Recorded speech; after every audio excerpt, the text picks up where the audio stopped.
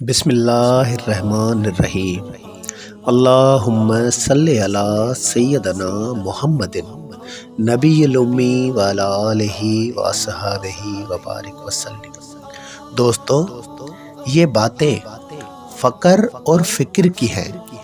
ان میں سلوک اور رموز کے اشارے چھپے ہوئے ہیں۔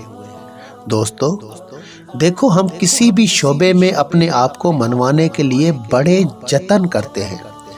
میں اس وقت بات اپنے شعبے کی کروں گا، مثلاً روحانیت کی، ایک حقیر سا طالب علم ہونے کے ناطے۔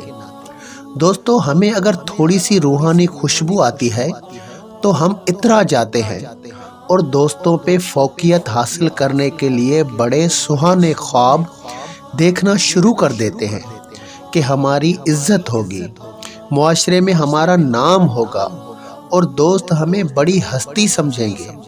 آپ نے دیکھا نہیں، دنیا میں کتنی بڑی ہستیاں ہو کر گزر چکی ہیں، جس کے بڑے بڑے اقوال تھے، کرامتیں، کہانیاں ہیں۔ آج وہ منو مٹی کے نیچے اپنے خالق کے پاس آرام فرما ہے۔ ہماری گنہگار آنکھیں انہیں نہیں دیکھ سکتی۔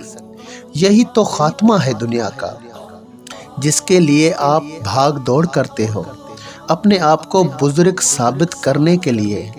میرے دوستو، ہمارا سلسلہ مختلف ہے۔ ہم نمائشی نہیں ہیں۔ نمود و نمائش کے طالب دنیا کے بھکاری ہیں۔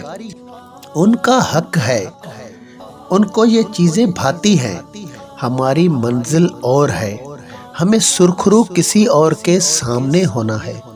دوستو دیکھو، آج کی سائنس نے بھی ثابت کیا ہے کہ ایک کتے سے وہ چور بھی پکڑواتے ہیں، اور منشیات اور بھی ممنوعات اشیاء بھی۔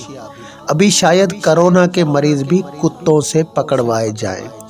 دوستو، ہمارے پاس بھی ایک کتا بڑے کام کا ہے۔ صوفیاء کرام اس کو نفس کہتے ہیں۔ آئیں ہم اس کی تربیت کریں اور اپنے قابو میں لا کر اپنے اور معاشرے کی تمام بدمعاشیوں کو قابو کریں۔ اللہ ہم سب کا حامی و مددگار ہو۔